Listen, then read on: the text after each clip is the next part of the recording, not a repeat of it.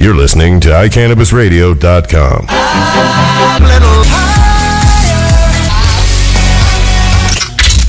Hello and welcome to the Hemp Connoisseur Hour. I'm David Madalena, Director of Operations for the Hemp Connoisseur, and with me in the studio today is the lovely Christiana Lewis. She's head of our sales and marketing, deals with a lot of our creative aspects and design, and I don't know, there's a bazillion other things she does for the magazine. And then also joining us today is Stickman from Overgrow the Radio. He's going to be talking a little bit about some national news scopes that we to introduce for Georgia Edison's radio show. So to start off with, this is our first show. So for those of you listening, welcome. We're going to always try to do this every week, obviously, from 4 to 5. We're going to try to talk about some national news when it comes to hemp and cannabis legislation every time, local news, of course, within Colorado, and always give you a little bit of tidbits of information about the values of hemp compared to some of the other products that hemp can compete out there if we started growing it legally in the United States. So first of all, I want to talk a little bit about, let's go through the national news. And Stickman, you said there was something you wanted to talk about.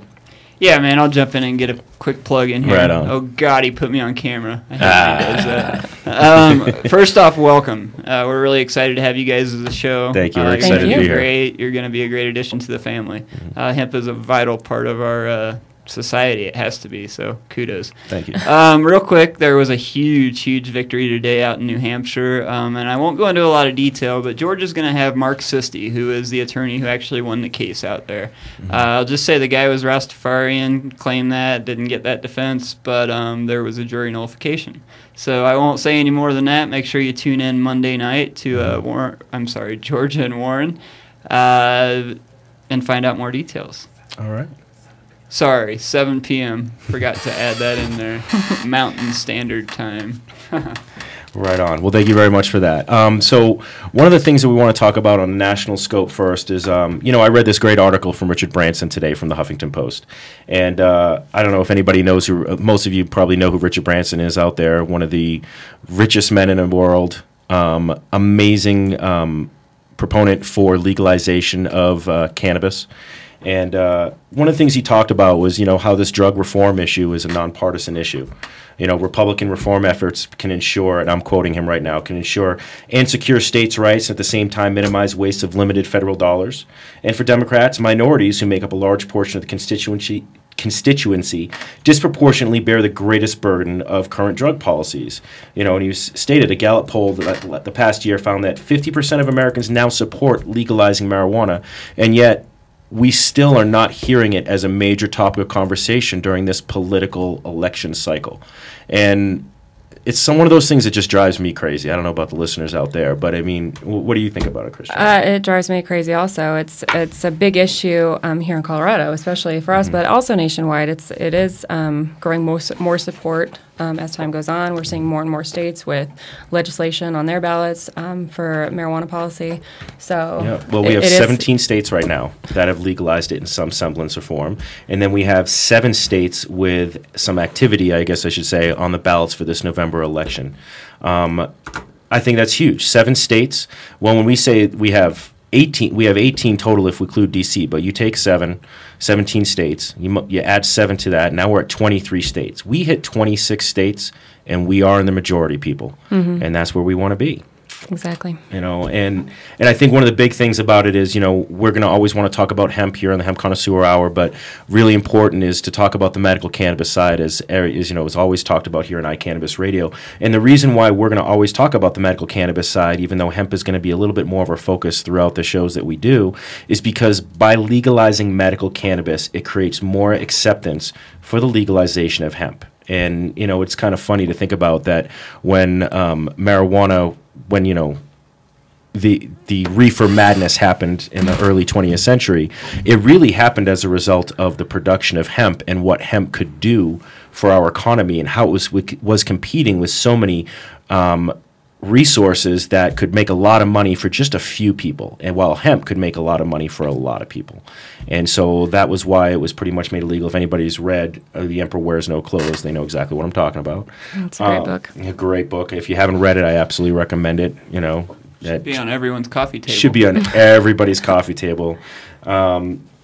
But, to go back a little bit to Richard Branson's article, I want to speak a little bit more about it, because he brought some numbers out. And I think when we want to argue to people out there about the legalization and talk about getting rid of this drug war that's cost us so much money, we need to have numbers. And one of the things he mentioned was right now, let's see, U.S. currently spends no less than $51 billion per year on the war on drugs. And that's, just to give you a little note, that's double the amount of money that Apple profited last year. That's kind of putting it in some real world numbers for people to really sink in. It's really hard to argue with that kind of statistics. It really is. When you're like, wow, Apple is one of the most profitable, successful companies, especially in the tech field, but really in any field out there. And then we look at the amount of money we're spending in the drug war, doubling their profits. That is absolutely insane to me. How many people could you feed with that? Yeah, think about it. How many people could you feed with $51 billion? And hemp. Yeah, and that's it. The thing is, one of the things is a large portion of the money spent on the drug war does go towards criminalization, and that means putting people in jail, incarcerating them. Great stat here. In 1970s, there were only 300,000 people in prison in the United States. Now it's 40 years later, and the number of people incarcerated have increased to 2.3 million people. So that's 2.3 million people. That is greater than the population of Houston, Texas. So that's pretty crazy stat right there as well. Pretty high numbers. It says here too that half of all U.S. drug arrests are for marijuana. Exactly. Half of the drug arrests. And it's kind of funny that this is going to bring up a little weird point or tangent, I guess, but the fact that 2.3 is greater than the population of Houston, Texas makes me think of a movie I saw a long time ago with Kurt Russell called Escape from New York. Classic cult film. I know this, I'm really going out there reaching, but the premise of Escape from New York was that crime hit such a level that they basically closed off New York City and turned it into a prison. And it really, in a way, if you think about it that way, we just spread it out there, but it's not that far off. I mean, we have a population bigger than Houston, Texas, that's incarcerated in the United States. 60% of your prison population is nonviolent drug and offenders. 60% is non-drug violation. Well, of course, it always goes to the money on things like this. That's all taxpayer money paying to have them incarcerated and keep them incarcerated. Mm-hmm. And, of course, when you look at the stats on privatized prisons, you have even more people in jail in places where there are privatized prisons because, you could call it a socialist idea to say that prisons should be run by the government. But, I mean, come on. Whenever somebody profits on people's pain, they do everything they can to cause more pain for people. Oh, yeah. You look at our insurance companies, but more importantly, you look at our prisons. I guarantee you the prison lobbyists out there absolutely want nothing to do with drug reform. They want them full. Yeah, privatized prison, they want them to be full. Mm-hmm. How many people do they have to let go? What's that? Oh, yeah. They'll make the argument, how many jobs are we losing because we're not incarcerating as many people. But you know what? I'm sorry. That is a stat that I'm willing to take on jobs for the amount of jobs we'd be creating by legalizing it. I won't even jump in there, it's not even because I have like comparison. a 20-minute argument to counteract that about how stupid that statement is when they say that, because you do hear that argument. Oh, well, sure. You will. We can't lose the jobs to the prison guards. I'm like, look, you know what? There's going to be other jobs. Hey, you know what? Those prison guards could be security for legal dispensaries. Mm-hmm. Or we could legalize hemp. I keep hitting that keyword hemp. I love for it, you guys. I love it. We could legalize hemp, shift that prison population out of prison. The people who lose their jobs go work the hemp fields. They start hemp farms. Exactly. They produce hemp. They produce textiles from hemp. Whatever the case may be. Plus, I would have to imagine, and I'm just speaking from what I would personally believe, and of course I would never be a personal prison guard. Actually, a neighbor of my family was a prison guard, and I've heard many amazing stories about his experiences in there. I would think I would feel a hell of a lot better about my day when I came home from a work in the hemp fields or working at a hemp factory where I know I'm producing something that's helping our environment, helping boost our economy, as opposed to, having to sit there and watch a bunch of people in prison. I mean, that cannot be a happy place to be going to work. I don't even know how you could enjoy your work, really. So that's just a little bit on the Richard Branson article. There's a couple other things in the news that we do want to talk about. Before I get into it, though, definitely wait until the second half of our show. We will be meeting with, talking with Brian Vicente from Sensible, Colorado, to talk about the recent hearing that got shut down for Amendment 64 proponents. They, if you haven't heard about this yet, there's a Colorado Blue Book. If you don't know what the Colorado Blue Book is, that's what we get every year for registered voters, giving you all of the information about all of the ballot measures that are up so that you can see the pros and the cons for each one and make an informed decision as a voter when you go into the ballot box to know what you're voting for. Well, a little bit of unfairness going on right now in the ballot measure, in the Blue Book. 138 words were taken away from the argument for Amendment 64, which is obviously to legalize marijuana and regulate it like alcohol in Colorado. They didn't eliminate any argument for the con argument, but they did limit the amount for the pros. So now, the guys against Amendment 64 actually get more verbiage in the Blue Book than the ones for it. And a judge just passed the hearing basically stating that the guys who were fighting this and try to get the 138 words back in didn't have a leg to stand on, basically. And we're going to have Brian Vicente speak a lot more about that, and we'll have him basically read the 138 words that were missing so that those of you who get a Blue Book will now know what you lost out on. The other thing we want to talk about is in the news locally that Denver Post reported that the CU Regents, the University of Colorado Board of Regents, on Wednesday approved a resolution to oppose Amendment 64, which I just told the state ballot to legalize marijuana, regulate like alcohol. The measure passed 5-0 for an attempt by after an attempt by Regent Stephen Ludwig to suspend the motion indefinitely. He basically wanted to suspend the motion because he didn't feel like they had enough research or anything on that. So what they basically did was they asked the board of directors to make a vote at CU, not about facts, not about looking at research, which it's kind of amazing to ask a school of regents to not look at research and actually educate themselves on it, but just based on personal opinion. And that's how they voted on it. Some of the arguments they said was one of the regents, Michael Kerrigan, said, "As a former prosecutor, I believe that marijuana is bad for people's health." Now, I've never known a time, and maybe you guys, Christiana, Stickman, you can tell me when a prosecutor is an expert on people's health that he can make a judgment about something like that. I feel like that's not his field. Not really his field, yeah. Right? Well, and man, guys, we see it, women, men, sorry.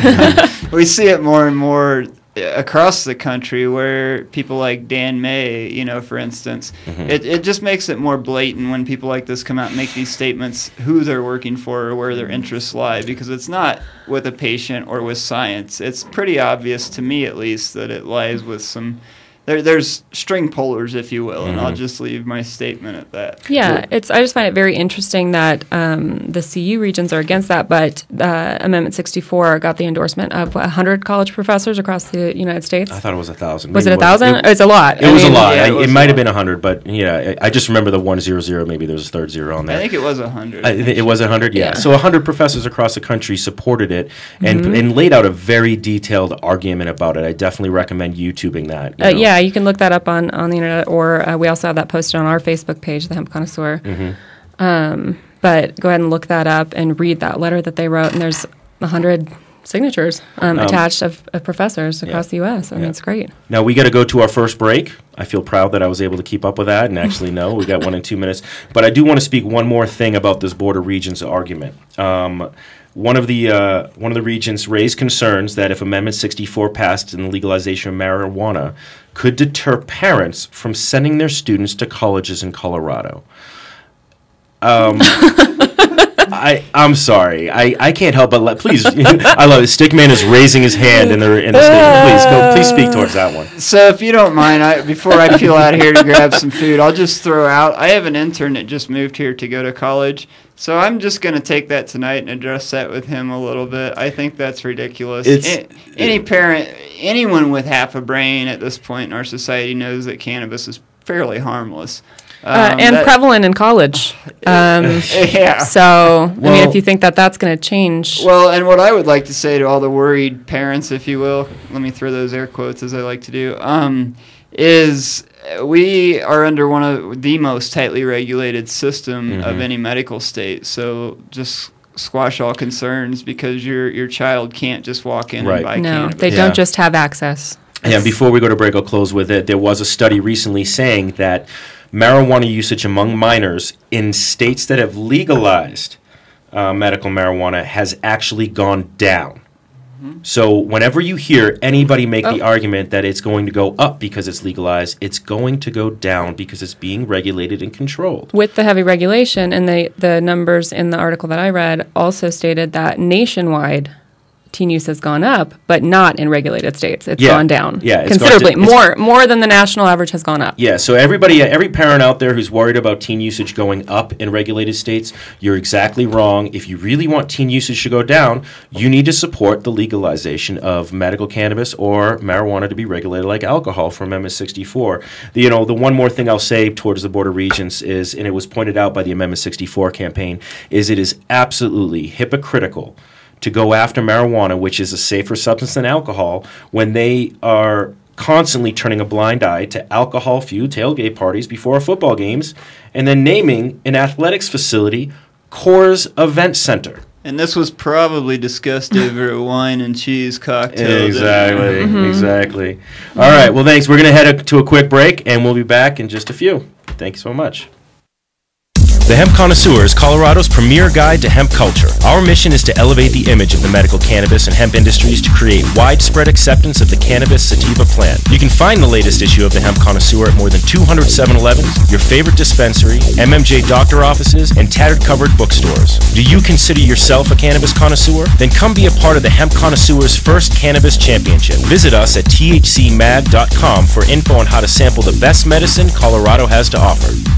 California's Attorney General has determined that the Repeal Cannabis Prohibition Act will save hundreds of millions of dollars from our overburdened justice system while creating hundreds of millions in new tax revenues from new sustainable jobs and industries that are friendly to our environment.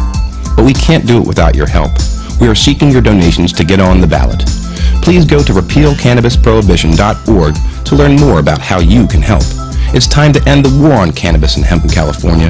It's time to end the madness. Paid for by Sensible Californians Incorporated. The law offices of Edson, Maiden, and Matz provide criminal defense, medical marijuana defense, and advice about setting up and running medical marijuana centers, optional premises cultivation operations, and infused product manufacturing businesses throughout Colorado. With offices in Denver and Aspen, we can offer assistance throughout the entire state of Colorado. Give us a call at 303-831-8188. That's 303-831-8188. Or visit us online at warrenedson.com. Are you a medical marijuana patient or interested in finding out how to become one? Contact Mile High Wellness, where your care is our concern. Conveniently located on Hamden and Tamarack in the Whole Foods parking lot behind Proof of the Pudding. Mile High Wellness offers a wide variety of edibles, hashes, and some of Colorado's top strains. Mile High Wellness, where your care is our concern. 3525 South Tamarack, Suite 110, on the corner of Hamden and Tamarack. 720-382-8516. Mile High Wellness, where your care is our concern.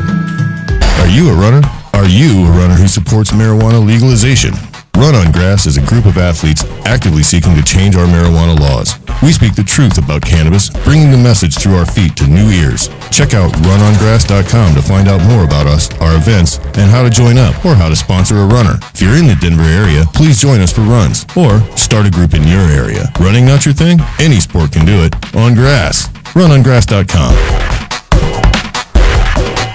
Let's face it, rules and regulations are complicated, especially in the field of medical marijuana. Let Medical Marijuana 101 help you get through the compliance process. We can also explain to you your employment requirements, your employees, and your business. But our work doesn't stop there. Our experience in cultivation ranges from the design of grow rooms to the diagnosis and resolution of grow problems. Visit us at www.medicalmarijuana101.com or call 303-831-8188. That's 303-831-8188.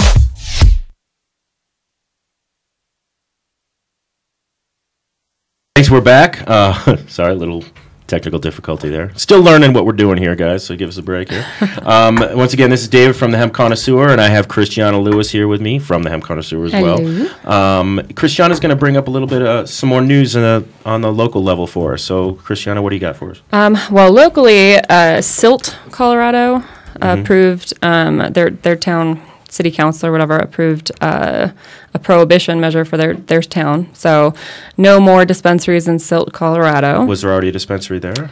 Honestly, I don't think so. Where is Silt, Colorado? Silt is in the mountains. It is, okay. Yeah, Silt's in the mountains. This was in the Glenwood Springs Post-Independent, this story. And it's the town's trustees voted on September 10th to prohibit all medical marijuana dispensaries in the town limits. So, gotcha. Well, we'll find out if they already have a center out there or not, and if anybody's being affected directly immediately about that. As of right now, there's a moratorium on getting any new licensing anyway, so this might just be them trying to head it off before any new licenses come out. Correct. And then they did speak a little bit to cultivation, and they said that if you're a patient, you're still allowed to grow your 6 plants if you're growing for yourself, but because their local laws can't trump state laws, so that's on that level they can't. Yeah, understood. So that's awesome. And you also have something on Governor Hickenlooper coming out. I do. So Governor Hickenlooper came out in opposition to Amendment 64. Let's see here. He had stated that he was against it because he didn't want Colorado to be known as a marijuana state, just to be known for marijuana. But it's kind of cool, the argument against his argument from the 64 campaign was that he wants the state to be known basically as a microbrewery state. Because we are definitely... He made all his money. He did. He made all his money from microbreweries. A lot of people don't know that. So, yeah, it's amazing that we have Coors Field where the Rockies play. And of course. We're fine with being known for watered-down beer. That's okay. That's totally fine. But not being known for producing high-quality medical cannabis that can actually heal people. The funny thing is that Colorado's already pretty well known for our marijuana laws. So yeah, it's kind of too late to the party on that one. But he said. Well, I think the interesting word is he said he didn't want us to only be known for marijuana. So I guess we have so many great things to offer here, which I agree 100% on that. But as soon as we legalize marijuana, do the mountains shrink? Yeah, we no longer a ski town. we don't have skiing or snowboarding or mountain. Those are gone after marijuana is legal. Yeah. So for those of you out there, marijuana is going to destroy the snow season out here. Somehow that no more 300 days of sun. It's just again another example of just horrible arguments against the legalization of this plant. The great thing is we just talked about the CU Regents and their opposition and Hickenlooper and his opposition, but we've had, we talked about, the professors came out and support, but not just that, we have the endorsement of NAACP. The NAACP. Well, one of the reasons why they've supported it is not necessarily because they've come out and said we believe that marijuana should be recreational. Right. It's again going towards the criminalization of marijuana and the fact that more often minorities are arrested on a much higher percentage than the population for drug-related possession crimes than any other race out there. True. And speaking to that, there was a good win in Seattle for their measure to legalize marijuana. The Children's Alliance out there is endorsing their medical marijuana bill. And they said, let's see here, the status quo is not working for children, particularly children of color. Public policy ought to move us further toward racial equality and justice, and Initiative 502 is one step to forward that. See, and I love that. I love hearing when an alliance like the Children's Alliance, which is of course for the children, is coming out with a common sense approach. When you hear people worrying about, what about the children? Like we said in the last segment, generally speaking, when at least statistics have proven that with regulation of marijuana goes less usage by minors. And now for them to come out and in support of the actual facts is really pretty awesome to see. And it's really good. With this Children's Alliance in Seattle, they have their major members include social service agencies out there, which is, that's huge for the state. Huge. That's state government is part of that. So big shout out to the Children's Alliance in Seattle. Great job. Yeah, that's really good news. Yeah, and what else do we have? We had another one in there, didn't we? Yeah, we have, I mean, if we're still going on national news, we have the Massachusetts stuff. Oh, so one of the things we want to do every week up until the election is, or maybe not every week, but every other week or so, is kind of talk about one of the states that's looking to legalize. So, you know, I'm a little biased. I'm going to talk about my home state. I'm originally from the Boston area. So Massachusetts, you know, I'm very proud of Massachusetts. You know, our nickname for people from Massachusetts used to be Masshole, by the way. So I just thought that was pretty funny. But Massachusetts is looking to legalize medical cannabis. So I want to kind of look, I haven't reviewed every detail of this bill, but there are some factors I wanted to point out, because while I'm very proud of Massachusetts for doing this, I actually don't think that they're going about it the right way. And the reason why is what they're doing is they're talking about, you know, there's some standard things that make sense. You know, you can't operate a dispensary or be a caregiver unless you're over 21 years of age, and, you know, those 21 or older are allowed to possess small amounts. But where'd I go with my copies here? There we go. I'm looking at the whole wrong sheet. Wait, I lost them. All right, there we go. Sorry, getting a little bit more organized here. So they are talking about 35 medical marijuana caregiving facilities, you know, as what we call as medical marijuana centers or dispensaries. They're talking about only allowing 35 amongst the entire state. Now, let's just do a little bit of numbers there for a second, because what's going to happen for them, and they're doing it as a nonprofit, which, you know, I'm biased. I'm in Colorado now. I think the for-profit model is working. I think it makes the most sense for the states that are doing it. Well, the states make more money and off more of revenue. It creates more revenue. And what we have right now, so they're saying 35 centers total. Well, there's 14 counties total in Massachusetts, and as I know, on the eastern side of Massachusetts, very, very densely populated. Now, with 14 counties, they're saying you can't have more than 5 dispensaries in a county, but basically it's going to be 1 per county, and then there can be some doubling up. So if, you're looking at 35 again, let's just use Boulder for an example. In Boulder, Colorado alone, we have 26 dispensaries. 26 dispensaries in Boulder alone. And they're talking about 35 for the entire state of Massachusetts.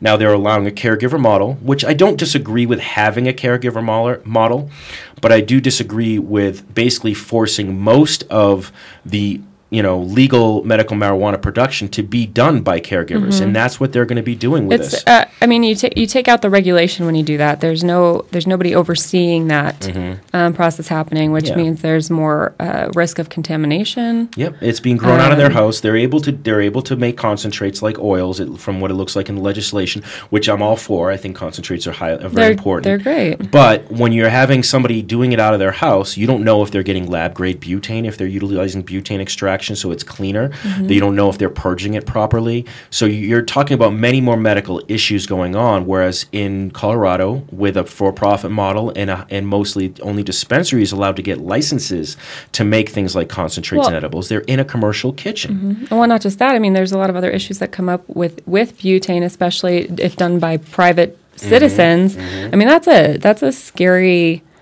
thing to be messing around with if you don't know what you're doing. Absolutely. I believe there's something in California where somebody had to actually it combusted and injured a patient. Of course, it's a flammable gas. It's going to happen. It's going to happen, especially if you don't know what you're doing. And again, there's a difference between using butane you buy in like a cigar shop in the big can and utilizing that to purge, and buying lab-grade butane. Butane itself has a smell and an odor to it that is added to it. There is no actual odor to butane. So that smell is added to it. Well, that's a chemical that's utilized, and that creates a different flavor if you're utilizing that type of butane. It should not be used in extraction. So when you're doing something like allowing caregivers to make oils, and again, patients are allowed to make oils out of their privacy of their own home, and they're responsible for their own health then. So let them do whatever they want. Yeah, that they're growing their own medicine for themselves, and that's a lot different than a private individual growing medicine for other patients. I mean, you throw in pets to the mix, I mean, there's... You have kids in the house possibly. You got a damp basement where there's mold's a problem. There's just a whole slew of problems that could arise from that. That's my main issue with the caregiver model. It is. And let's just put up some basic numbers for people to understand. Colorado has a population of 5 million, just over 5 million. The population of Massachusetts is 6.6 million. Right now, there are currently, as far as licenses that have been given out for either medically infused product companies, which are edibles and concentrate companies, and then MMCs, which are we're referring to as dispensaries. There are 500 licenses right now that are going out that are out there right now, or in application process in Colorado to help serve all of the medical patients in Colorado. 500. Now, Massachusetts is talking about 35. 35 for a more densely populated. Now, area. Good for those 35 dispensaries that get to great open. News for them, They're right? going to make great money, but bad for the patients because the patients are still going to have to turn to other avenues besides a legal entity business to get as much medication as they want. They will not be able to keep up with that production. There's no way. Now, so they're going to have to go to the caregiver model. And again, going to the all you caregivers out there, I know there are great caregivers out there that are doing a great job taking care of their patients. But generally what happens is there's extra weight, and it's very hard to regulate, and that weight's going to have to be sold or burnt or taken away. So what are you going to do if you're growing that out of your house? You're probably going to sell it to your neighbors. You're probably going to sell it illegal to some other people. Otherwise, you're losing all of that product and all of the time and effort you put into it. So like I said, I applaud Massachusetts for doing this, but come on, guys, take a look at the states that are doing it right already, like Colorado, and see what we're doing that's making it successful, and maybe take that model next time. And so I hope that they start. I like the start of this, and I hope that they continue to develop and grow it. Obviously, being for new marijuana laws is what we are, but the right way. So we actually have to go to another break, and when we get back, we're going to be talking soon with Brian Vicente to talk about the recent hearing for Amendment 64 and their battle over wording in Colorado's Voters Blue Book. Thanks for listening. We'll be right back. Let's face it, rules and regulations are complicated, especially in the field of medical marijuana. Let Medical Marijuana 101 help you get through the compliance process. We can also explain to you your employment requirements, your employees, and your business. But our work doesn't stop there. Our experience in cultivation ranges from the design of grow rooms to the diagnosis and resolution of grow problems. Visit us at www.medicalmarijuana101.com or call 303-831-8188. That's 303-831-8188. Are you a runner? Are you a runner who supports marijuana legalization? Run on Grass is a group of athletes actively seeking to change our marijuana laws. We speak the truth about cannabis, bringing the message through our feet to new ears. Check out runongrass.com to find out more about us, our events, and how to join up or how to sponsor a runner. If you're in the Denver area, please join us for runs or start a group in your area. Running not your thing? Any sport can do it. On grass. runongrass.com.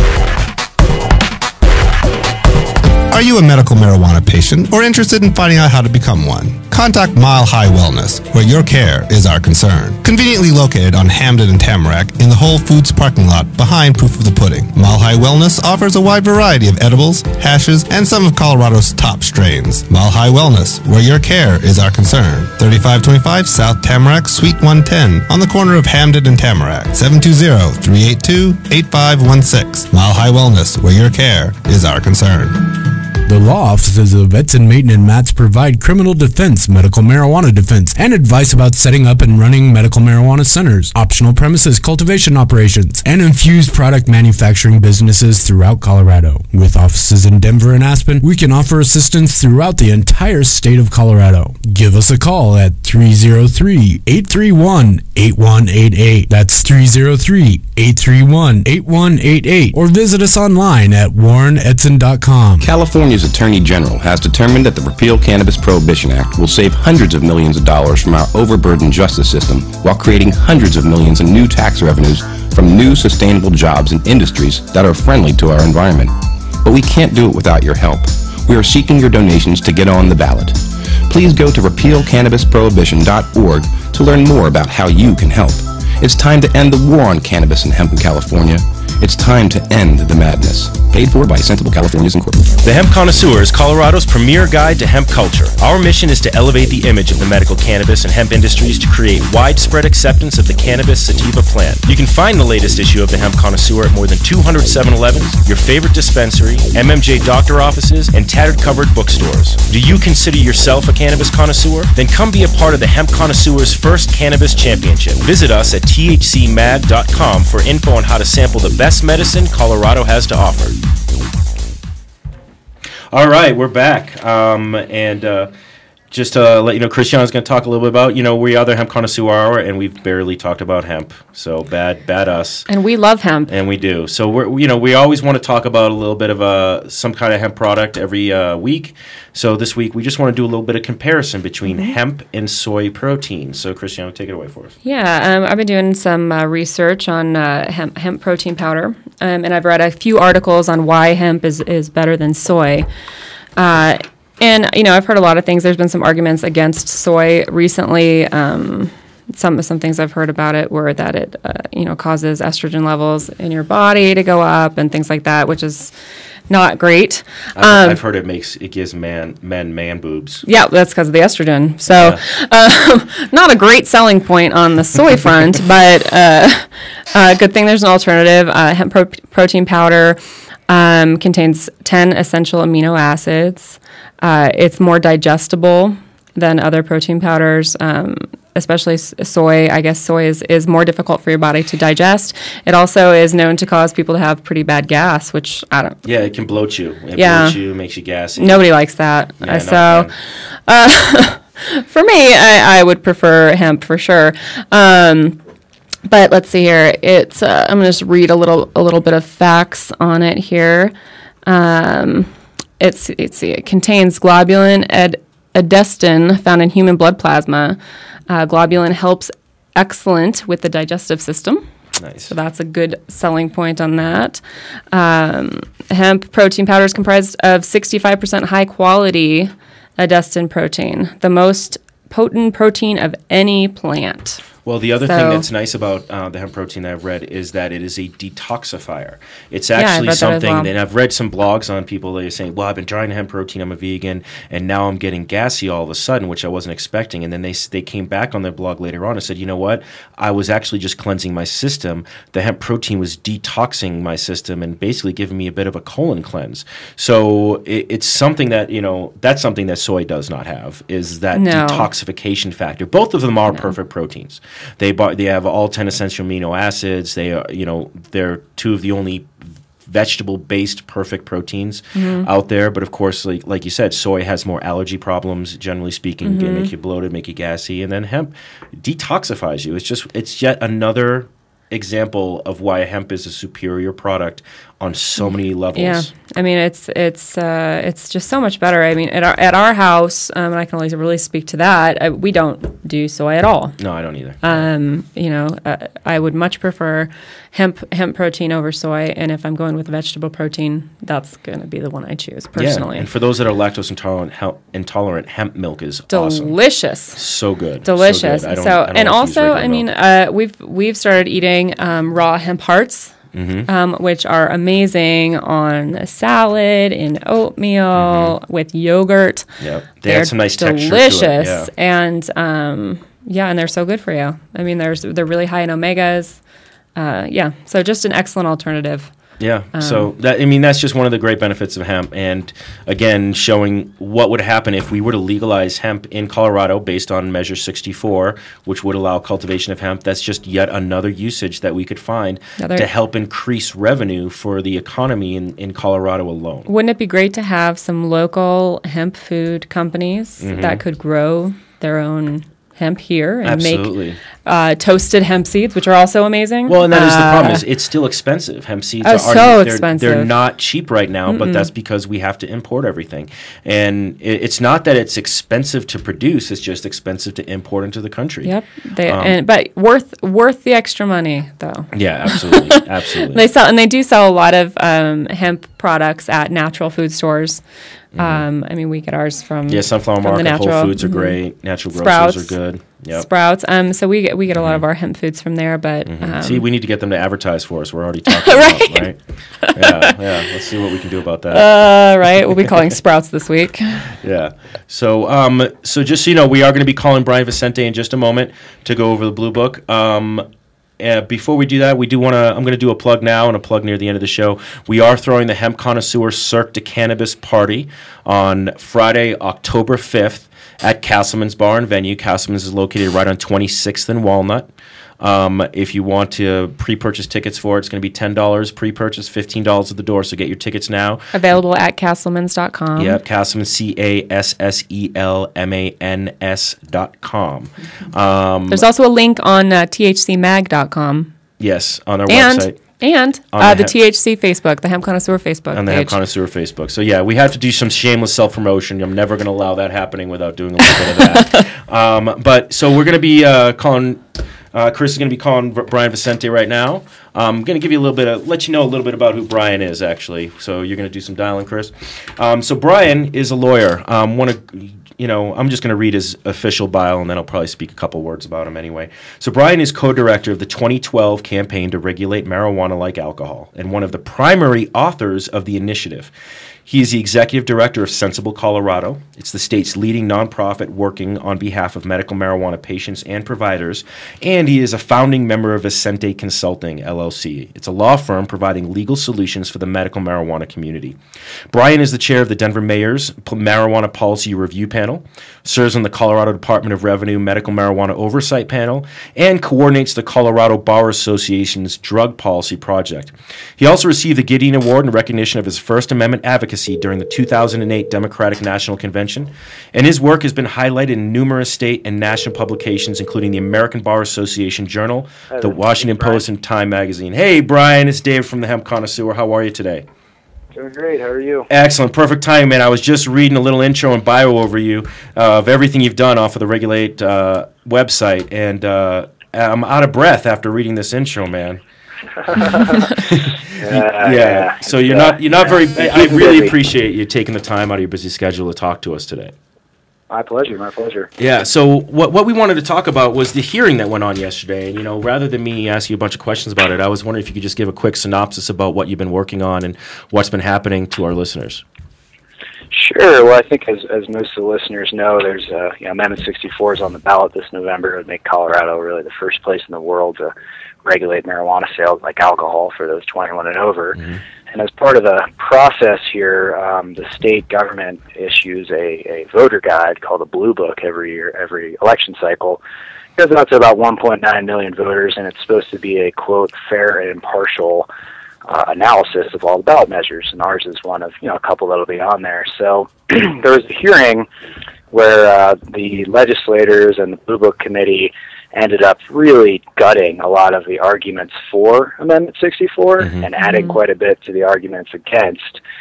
And they did so in just sort of this weird, underhanded manner where a lot of the legislators didn't even know what they were voting on, and then when they figured it out that the staff had removed all these significant arguments for legalizing marijuana, they tried to overturn that vote but couldn't, and everything got kind of haywire. So we sued because they are constitutionally required as a state to issue a Blue Book that is fair and impartial, and that what they ended up with was something where the arguments against side had 75% more words than the arguments for section. So it's just in no way fair and impartial. We went to court, and after a couple hearings, the judge said he didn't have jurisdiction to hear this, and now we're kind of back to square one, and that that Blue Book is going to be going out in a way that we feel is not fair and impartial. And they already started printing the Blue Book as of, was it yesterday? Yeah, reportedly they were going to hit the printers last night right after our court case was done. So they'll be mailed out to voters, I think, on October 5th. So, again, this does go out to a lot of voters. It's, we feel like it's not a great representation of Amendment 64, but, that's why we've been a part of this conversation for the last 10 years or so in Colorado about the relative harms of marijuana and why we should legalize and tax it. And we think voters will be able to see through the government deception and do the right thing in November. Right. Now, what, if any, are you plans of action are you thinking of taking now? Since obviously, I mean, we're talking about the blue books are going out. I mean, whether we like it or not, the way they are, it seems like they're going out as is. So are you guys going to be pursuing any more legal action or trying to get, like, an additional leaflet sent into the blue book to add to the amount that's been missing? Is that a possibility for you? We are definitely still considering legal options. I don't think there's a great chance that we're going to sue again over this matter. I mean, it's worth noting that when we did sue, we got a lot of positive press. I mean, the Denver Post ran an editorial that said, that added all the language back in. They said this is the language that was deleted. So, that went out to 500,000 voters who read the Denver Post. So, we got a fair amount of bang out of that. I'm not sure if we're going to sue or not. We talked about doing like a supplement to the blue book, or sending out our own blue book, but it's pretty cost prohibitive to send out 1.9 million direct mail pieces. So, and is it a way that you could just share with us what was taken out, so our listeners could know, or at least the gist of what was taken out? Yeah, I can. I mean, unfortunately, I don't have the exact language in front of me, but it was, essentially what they took out were three different sentences. One which said, one of the reasons to pass this amendment is that marijuana has medical value for certain sick people. So that was one of the pieces. And I don't know why they'd want to prevent voters from knowing that, but that's what they chose to do. Another piece stated that the reason to pass this is because marijuana is just objectively safer than alcohol and tobacco for the user. Okay. I mean, that to me seemed pretty factual. Right, exactly. They voted to take that out as well. And then the final piece is they said, there's just got to be a better use of law enforcement resources than criminalizing adults. And when you criminalize someone, you also leave them with a permanent record, a drug conviction on their record, and that makes it tough to get a job. So they did not want voters to know that. So it's pretty disconcerting, but those are the main arguments. And those are three main arguments for this. That's the thing that's really disconcerting. It wasn't like it was like a minor argument. Oh, and by the way, it's going to help this. These are like three of your biggest talking points as to why it should be legalized. There are, yeah, and that's why I think it was, it was just an intentional act of deception by the government. I mean, we've seen this dating back to the 1930s with the reefer madness movies, and Nixon when he, in '71 when he commissioned a presidential commission to look at marijuana, and the Schaefer Commission came back and said marijuana should be legalized. I mean, he threw that recommendation in the trash and launched the war on drugs. So we're no strangers to the government doing anything to keep marijuana illegal, and we're hoping that voters will see through their latest round of deception. Yeah. Wow. Yeah. So it's amazing to me. I mean, like you said, I mean, it's constant deception going on, and you're right. I think the voters in Colorado especially can see through this. Do you think this is going to really create a big hit for your numbers as far as what polling for Amendment 64, or do you think it's going to become negligible? I don't think it's going to be a huge swing either way. I mean, we've consistently had over 50% of voters that support what we're doing. We think that number is going to rise because we're going to be on TV in a pretty major way in October, and that's a really good way to reach people. So, we're going to keep doing what we're doing, pushing ahead with, positive message and also facts. And we know the government's going to throw whatever they can at us. And I think in some ways it's just a sign that they know that the end is coming, and they're willing to just bend the rules in any way they can to prevent marijuana from being legalized, and I think we're going to prove them wrong in November. Yeah, well, I'm with you, and we're doing everything we can on our part to help promote it for you guys. I do have a question. Let's take a look, fast forward past November, and Amendment 64 passes. I know we're looking at about a year of time period where we're coming up with the new regulations for the recreational side of marijuana, but what kind of backlash do you guys foresee from the federal government if it does pass? We're obviously you always have to be somewhat concerned about the federal government. At the same time, we have 17 states that have medical marijuana laws, and those are all functioning fairly well. There's been some pushback, but we can have these parallel state and federal laws. Now, I also think whoever wins the presidency is going to have to win Colorado. So it's a little hard for me to imagine, that new president, whether it's Obama or Romney, saying, Colorado was right about electing me, but wrong about Amendment 64. Right, so we're going to use our scarce resources to come in and shut down these new shops in direct violation of what the voters want. I mean, it's just a little hard to imagine. At the same time, that's why we built in this 14-month window, right, where the new stores really don't take hold until 2014. Right.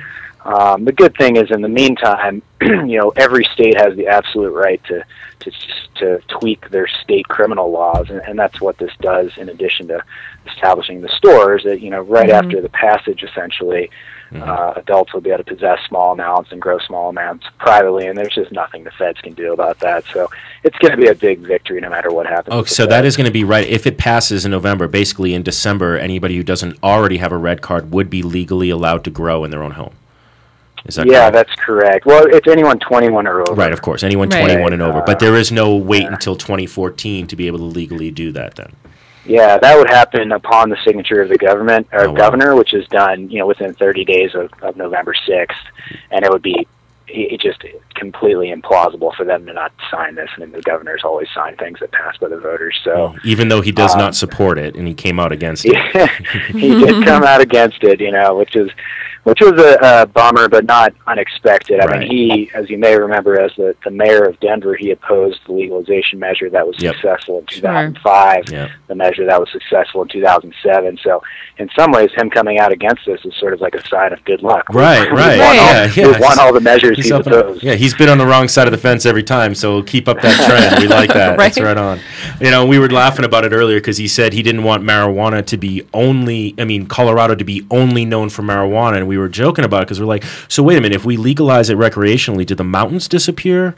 I mean, is it no longer a ski town? Nothing else to offer. Do the Broncos close up shop? Nope, they're gone. They trade Peyton Manning over to the Chiefs all of a sudden. Yeah, exactly. Well, Brian, thank you so much for all of your time on it, to taking time out of your busy day to talk with us more about this. We really appreciate educating our listeners on what's been going on. Yeah, thanks so much. And we really, I want to say thank you for all of the work you've been doing for patients in Colorado and all Colorado in general for getting this measure passed. We believe fully that this is going to be a tremendous boost for the economy. And one of the things we're most excited about, that is the least talked about part of your measure, is the legalization of hemp. And thank you for putting that into the bill. We really do appreciate that because so important. Yeah, my pleasure. Great talking with you guys, and certainly any of your listeners that are interested in learning more or getting involved with this historic campaign, please check us out at regulatemarijuana.org. And thanks so much, guys. Right on. Thanks so much, Brian. Take care. All right, bye. All right. Once again, that was Brian Vicente from the Regulate campaign. Again, if you guys want to do any support for him, please go to regulatemarijuana.org and do whatever you can. Volunteer, help out. They're going to be really hitting the streets hard over the next month and a half because, election's coming up in November. And one more thing, just to know something a little bit about myself, is I'm always going to get a little political. The deadline for registration for voters in Colorado, if you haven't been registered to vote yet, is October 9th. Now, you will have a last chance to register to vote at our party on Friday, October 5th. The Regulate guys are going to have some presence there, and they will be registering last-minute voters. Now, please don't wait. Please don't wait until our party to register to vote. But if you do, I know you guys out there are procrastinators. You got to come to our party if you haven't registered by that point. On Friday, October 5th, we'll get you registered so you'll be ready to vote because October 9th is the final deadline to register to vote in Colorado. So please get out there and vote. I always say this, my parents told me this once. If you don't vote, you don't have the right to bitch. And, that's one of my favorite rights in America is to be able to have my right to bitch about all of my elected officials. But if you don't vote, you don't have the right. Yeah. No vote, no opinion. Exactly. You don't vote. You don't have an opinion. You vote for Obama and you didn't like what he did. You have a right to bitch. You're like, hey man, I voted for you. Or if Romney were to win, God forbid, you can bitch about the fact, hey, I didn't vote for him. But if you didn't vote at all, as far as I'm concerned, just shut your mouth because you didn't do anything to help the cause. You get what you get. Yeah. So, God, we're actually almost done, but we got a little bit more minutes to talk. So we're going to talk a little bit about Update. Again, shameless self-promotion. So just so you know, I mean, we've been coming on and visiting with Stickman on Overgrow the Radio. Please definitely check him out at 7 o'clock tonight. But one of the things we've been talking about when we were talking with Overgrow the Radio is the Hemp Connoisseur Championship. I'm sure you've heard our ad during our break about it. Right now, we currently have 135 judges out there voting. Judging slots are closed, but you definitely want to come to our party Friday, October 5th at Castleman's. Like I said, we're going to have people registering last-minute procrastinators to be able to register to vote. We're going to have the awards announcements for the Hemp Connoisseur Championship, which is the first true statewide Patient's Choice Championship for medical cannabis that Colorado has seen. Very proud about it. We have over 50 entries, and like I said, 135 judges deciding who has the best medicine that any dispensary has to offer. So Friday, October 5th, we got 3 great live bands. We have Cobra Conda. If you guys haven't heard them, they are a hoot. Actually, Chris John is a big fan of Cobra Conda. They You are can speak terrific. about them. I just love them. They are a local hip-hop rap group. They do electronic. They just put on a really great show. I can't say enough good stuff about those guys. I just love them. Yeah. So. Now, and if you don't, if you're not a fan of hip hop, that's okay. We actually wanted to do a variety of acts. So we have Cobra Conda doing the hip hop thing. We have the Demon Funkies doing funk of all things. and then we have Varlet, who's a great alternative band, all big 420 supporters, all super stoked to be there. We're also going to have aerialists dancing, fire dancers. It's going to be a show with a lot of eye candy for you to be able to enjoy yourself. Really fun. You can't beat a circus themed party, I don't think. You can't beat a circus theme bar. We'll have funnel cakes. We're going to have like a little food truck outside making funnel cakes and other circus foods for you. So it's going to be a blast. It's going to be a great party for the cannabis industry. Patients and industry professionals alike are all going to be there. So it's a great chance to rub elbows. Christian and I will be there. We'll be there, kissing hands and shaking babies. Wait. Strike that. Reverse it. Never shake a baby. Never shake a baby. No. It should be a good time, though. And like we said before, the pre-sale tickets are available at castlemans.com, and that's CASSELMANS.com. Yep. Also, link on our Facebook page, The Hemp Connoisseur, as well as thcmag.com. So there's links for ticket purchase on all of those. And it is $10, like I said, and $15 at the door, though, if you don't do pre-sale. Yep. And we'll be here same time next week, 4 o'clock every Thursday will be the Hemp Connoisseur Hour. We're always going to be giving you some hemp information, some news, some ammunition to argue against those anti-cannabis, industrial and medical cannabis people out there, so that you can speak intelligently to them about it, about the subject, and win them over. That's one of the most important things I think in our industry right now is education and how we present ourselves, and that's our goal, is to always present ourselves in a professional manner. We want to have fun. I mean, hell, it's cannabis. We want to have a good time with it, but it's important. I mean, we're talking about the ability to change people's lives with the medical side and really changing our economy with the legalization. And I think that all of us need to be on board and do everything we can to help this.